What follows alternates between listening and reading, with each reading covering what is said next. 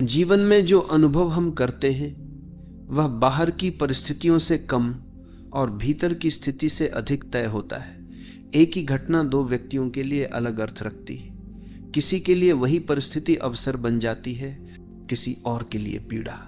फर्क बाहर नहीं है बल्कि देखने वाले की मानसिक दशा में है। यही स्थिति हमें यह सिखाती है कि सुख और दुख का वास्तविक स्रोत बाहरी संसार नहीं बल्कि भीतर की दृष्टि है।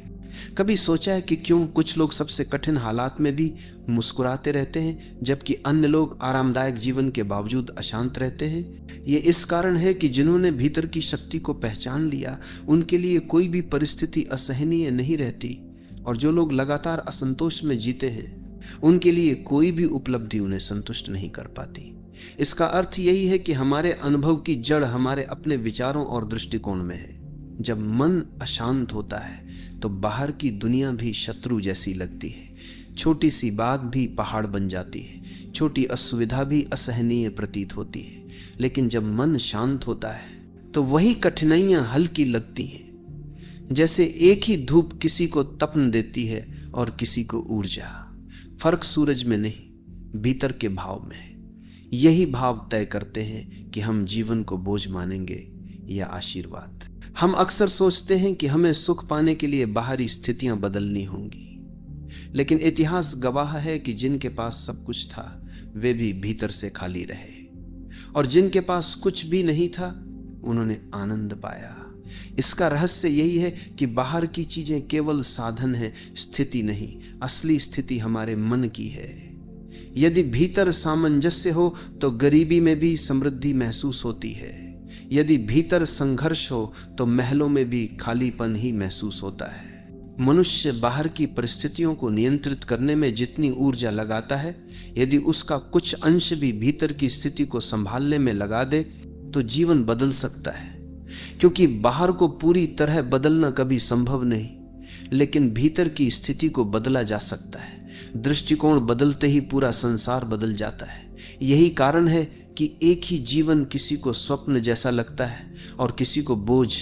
जब हम क्रोध, ईर्ष्या और असंतोष से भरे होते हैं तो हर व्यक्ति हमें विरोधी प्रतीत होता है, और जब भीतर करुणा और शांति होती है तो वही लोग मित्र बन जाते हैं। अंतर बाहर की दुनिया में नहीं बल्कि भीतर की भावनाओं में है। यही भाव ये तय करते हैं कि हमें दुनिया कठिन लगेगी या सहज। इसीलिए आत्मनिरीक्षण इतना आवश्यक है, क्योंकि वहीं से जीवन का असली रूप प्रकट होता है। एक व्यक्ति का मन यदि अंधकार से भरा है तो उसे हर ओर अंधकार ही दिखाई देगा। वही व्यक्ति जब भीतर रोशनी जगाता है तो वही संसार उज्जवल लगने लगता है। इसका अर्थ यही है कि दुनिया वैसी नहीं जैसी वह है, बल्कि वैसी है जैसी हमारी दृष्टि उसे देखती है। दृष्टि बदले बिना संसार बदलना असंभव है, लेकिन दृष्टि बदलते ही संसार स्वतः बदल जाता है। जीवन का अनुभव दरअसल दर्पण की तरह है। जो भाव हमारे भीतर है वही हमें बाहर दिखाई देते हैं। यदि भीतर प्रेम है तो सब कुछ सुंदर लगता है। यदि भीतर शिकायत है तो हर ओर कमी ही नजर आती है। यही कारण है कि आत्मा को संवारने की यात्रा सबसे महत्वपूर्ण है। बाहर की उपलब्धियां अधूरी हैं यदि भीतर संतोष न हो। कभी गहराई से बैठकर देखो, कितनी बार ऐसा हुआ कि बाहर सब ठीक था लेकिन भीतर बेचैनी बनी रही, और कितनी बार ऐसा हुआ कि बाहर कठिनाइयां थीं लेकिन भीतर गहरी शांति थी। यही अनुभव बताता है कि वास्तविक निर्धारण भीतर ही होता है। बाहर केवल प्रतिबिंबर के बार के है, असली केंद्र हमारी चेतना है, और यही चेतना तय करती है कि हम जीवन को कैसा महसूस करेंगे। ये समझ आनी चाहिए कि संसार वैसा नहीं जैसा वह प्रतीत होता है, बल्कि वैसा जैसा हम उसे देखते हैं। दृष्टि में परिवर्तन ही असली परिवर्तन है। यदि हम भीतर की गांठों को खोलना सीख लें, यदि हम अपने विचारों और भावनाओं को संतुलित कर लें, तो बाहरी कठिनाइयां भी अवसर बन जाती हैं। और यदि हम भीतर ही उलझे रहें तो स्वर्ग जैसे अवसर भी बोझिल लगते हैं।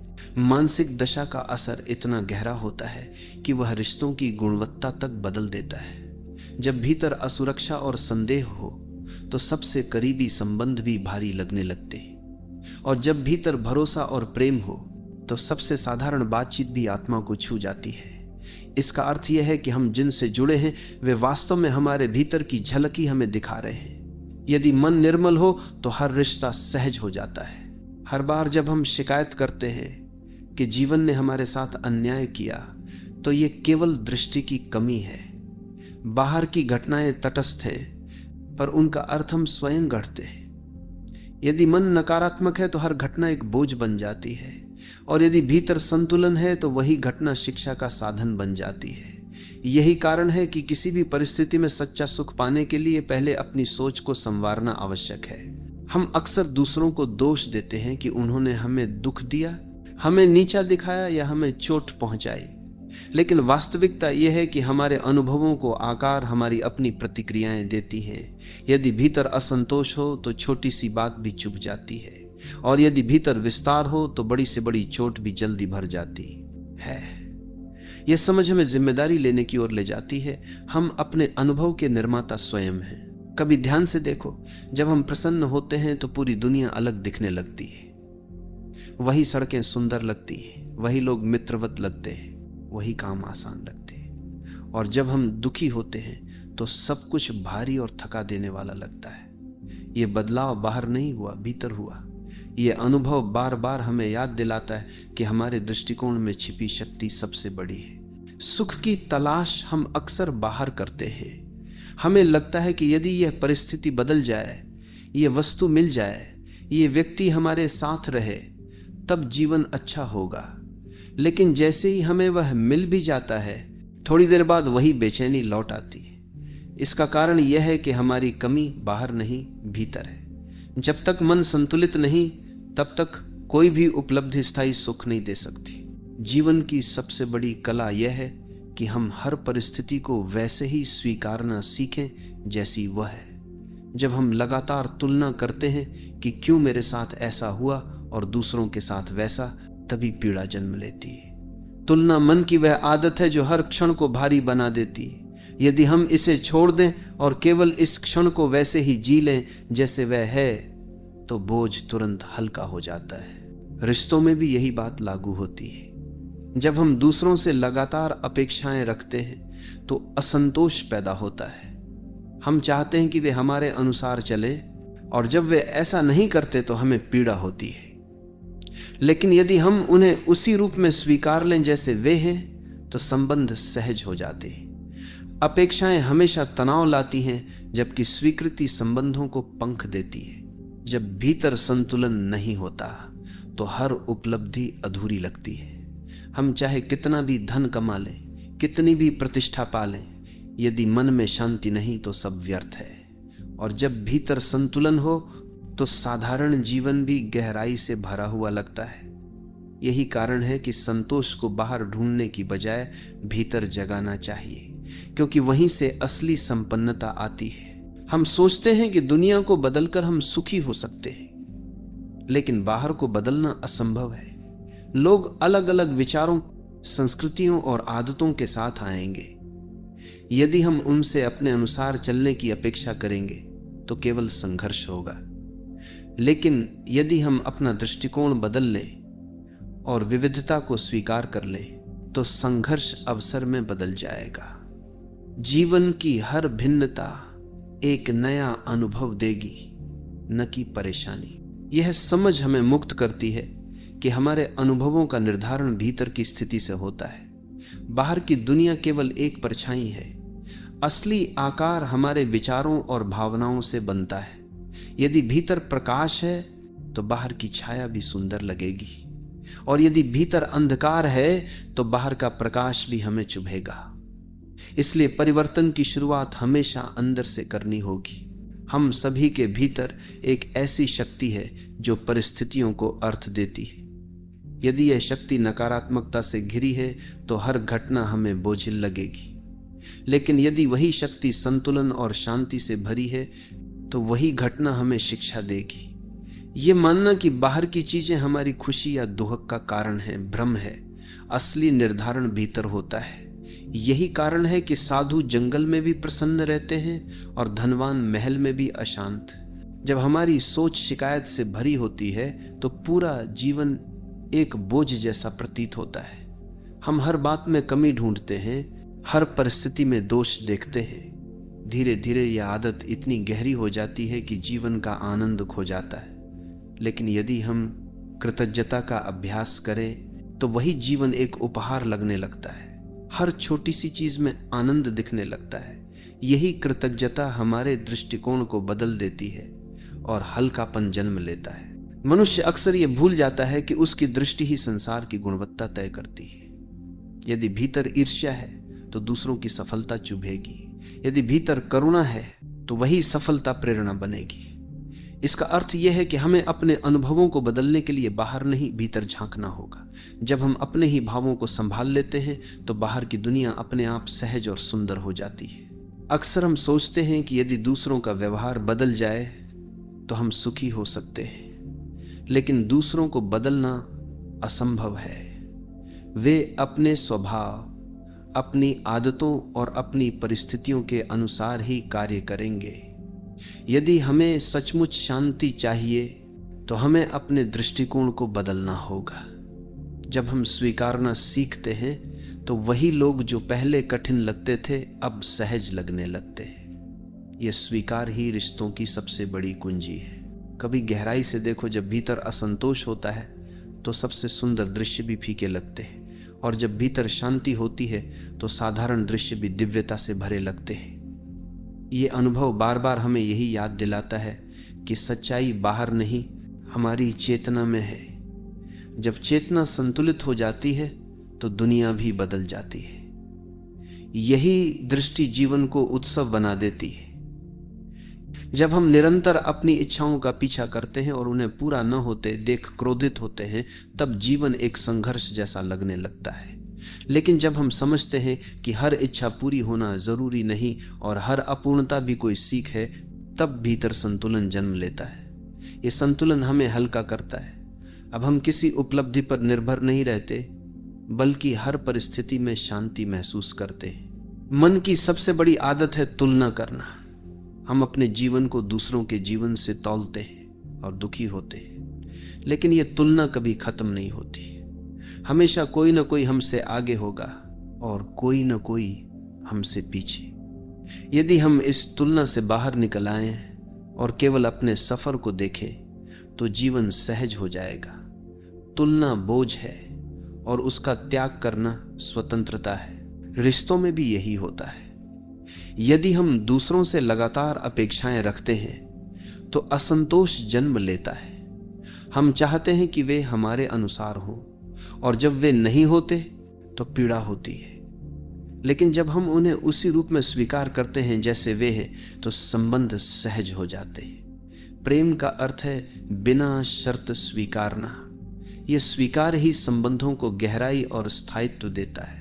जब हम जीवन को एक अवसर की तरह देखते हैं तो हर अनुभव मूल्यवान हो जाता है। कठिनाई भी शिक्षक बन जाती है और सुख भी उपहार। लेकिन यदि हम केवल शिकायत करते हैं तो जीवन व्यर्थ प्रतीत होता है।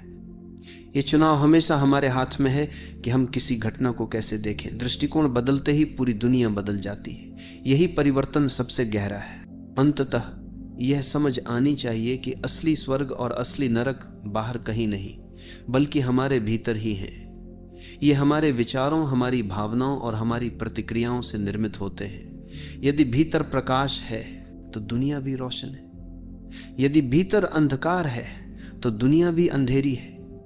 यह पहचान ही जीवन की कुंजी है। जब यह समझ भीतर उतर जाती है तो हम हर क्षण को एक अवसर, एक उपहार की तरह जीने लगते हैं। जीवन हमें बार बार यह दिखाता है कि बाहरी घटनाएं हमारी आंतरिक अवस्था का ही प्रतिबिंब है। यदि भीतर बेचैनी हो तो सबसे सरल परिस्थिति भी जटिल लगने लगती है, और यदि भीतर गहरी स्थिरता हो तो कठिन परिस्थितियां भी हमें डगमगा नहीं पाती। यह अनुभव से संभार पर परिस्थितियां भी हमें डगमगा नहीं पाती। ये सिखाता है कि हमें अपने अनुभवों की गुणवत्ता बदलनी है तो उसका मार्ग बाहर से नहीं, भीतर से होकर ही जाता है। जब मन लगातार भविष्य की चिंता करता है तब वर्तमान खो जाता है। हम ये सोचने में इतने उलझ जाते हैं कि आगे क्या होगा कि अभी जो हमारे सामने है उसका आनंद नहीं ले पाते। इस आदत से धीरे धीरे जीवन भारी और बोझिल लगने लगता है। लेकिन जैसे ही हम वर्तमान में लौटते हैं वैसे ही सहजता आने लगती है। यह सहजता भीतर की शांति को जगाती है और जीवन को सरल बना देती है। हर इंसान अपने भीतर सुख का भंडार लिए हुए है, लेकिन वो उसे बाहर खोजता रहता है। हमें लगता है कि यदि परिस्थितियां बदल जाएंगी तो सुख मिलेगा, लेकिन जैसे ही वह परिस्थिति बदलती है थोड़े समय बाद फिर वही कमी महसूस होती है। इसका कारण यह है कि वास्तविक संतोष भीतर है, बाहर नहीं। जब हम इस सत्य को पहचान लेते हैं तो बाहरी दुनिया को नियंत्रित करने का दबाव समाप्त हो जाता है और भीतर हल्कापन आ जाता है। मनुष्य की सबसे बड़ी भूल यह है कि वह स्वयं को अपनी परिस्थितियों का शिकार मान लेता है, लेकिन यदि हम ध्यान दें तो पाएंगे कि हमारी प्रतिक्रियाएं ही हमें पीड़ित या स्वतंत्र बनाती हैं। यदि हम प्रतिक्रिया करने से पहले ठहरें और देखें तो हमें समझ आएगा कि हमारे पास हमेशा चुनाव है। यह चुनाव ही हमारी वास्तविक स्वतंत्रता है। यही समझ हमें भीतर से मजबूत बनाती है और जीवन को सहजता से जीने का मार्ग दिखाती है। कभी ऐसा भी होता है कि हमें लगता है कि जीवन अन्याय कर रहा है, लेकिन जब हम समय बीतने के बाद पीछे मुड़कर देखते हैं तो पता चलता है कि वही कठिन अनुभव हमें मजबूत बना गए। वही परिस्थितियां हमें सीख और परिपक्वता दे गई। ये अनुभव हमें धीरे धीरे यह भरोसा देता है कि हर घटना किसी गहरे उद्देश्य से घट रही है। यह भरोसा जीवन को सहज और अर्थपूर्ण बना देता है।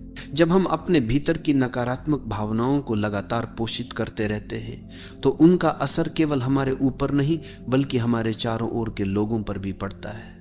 हमारी ऊर्जा आसपास के वातावरण को भी प्रभावित करती है।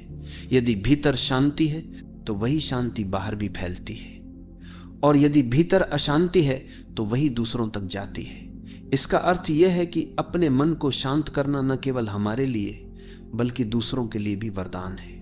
हम सभी यह सोचते हैं कि दुनिया हमें जैसा चाहेंगी वैसा बनेगी, तभी हम सुखी होंगे, लेकिन यह कभी संभव नहीं। लोग अपनी तरह से रहेंगे, परिस्थितियां अपनी तरह से बदलेंगी। यदि हम चाहते हैं कि हर चीज हमारी अपेक्षा के अनुसार हो तो हम हमेशा निराश रहेंगे, लेकिन जब हम स्वीकृति सीख लेते हैं तो जीवन सहज हो जाता है। स्वीकृति का अर्थ है जो है उसे वैसे ही स्वीकार करना। इसमें ही हल्कापन और शांति है। जब भीतर शांति होती है तो जीवन एक उत्सव की तरह लगता है। हर क्षण में संगीत सुनाई देता है, हर परिस्थिति में सुंदरता दिखाई देती है।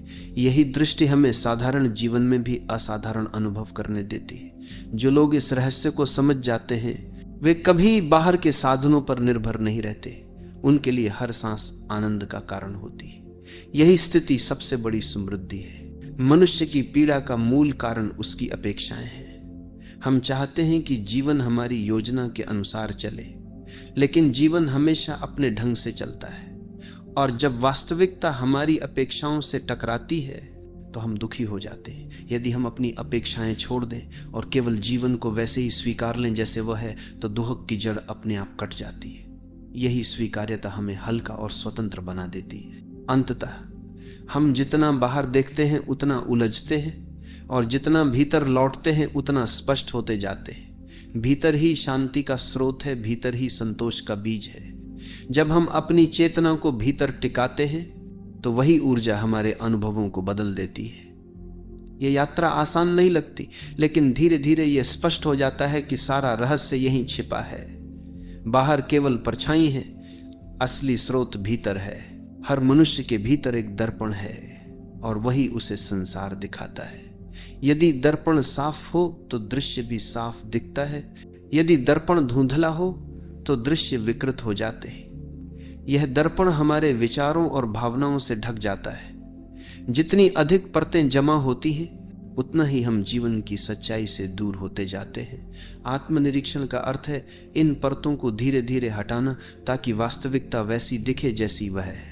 कभी गौर किया है कि जब भीतर आनंद होता है तो साधारण बातें भी विशेष बन जाती हैं। एक प्याली चाय, एक पेड़ की छां, हवा का झोंका सब गहरी तृप्ति दे जाते हैं।